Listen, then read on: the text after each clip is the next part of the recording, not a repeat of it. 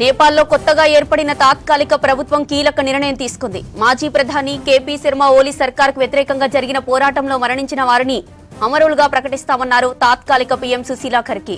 ప్రధానిగా బాధ్యతలు స్వీకరించాక తొలి ప్రసంగంలోనే జన్జెడ్పై కీలక ప్రకటన చేశారు.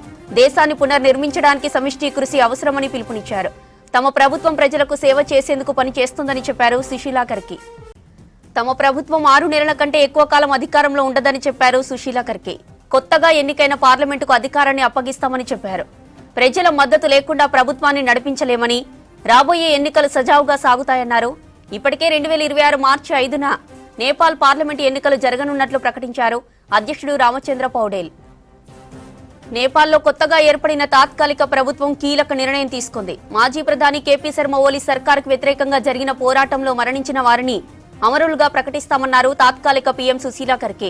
ప్రధానిగా బాధ్యతలు స్వీకరించాక తొలి ప్రసంగంలోనే జన్జెడ్పై కీలక ప్రకటన చేశారు.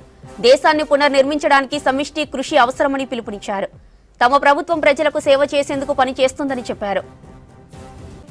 తమ ప్రభుత్వం 6 నెలల కంటే ఎక్కువ కాలం అధికారంలో ఉండదని చెప్పారు సుశీలా ఖర్గే. కొత్తగా ఎన్నికైన పార్లమెంటుకు అధికారాన్ని అప్పగిస్తానని చెప్పారు. ప్రజల మద్దతు లేకుండా ప్రభుత్వాన్ని నడిపించలేమని, రాబోయే ఎన్నికలు సజావుగా సాగుతాయన్నారు. ఇప్పటికే 2026 మార్చి 5న నేపాల్ పార్లమెంటు ఎన్నికలు జరగనున్నట్లు ప్రకటించారు అధ్యక్షుడు రామచంద్ర పౌడేల్.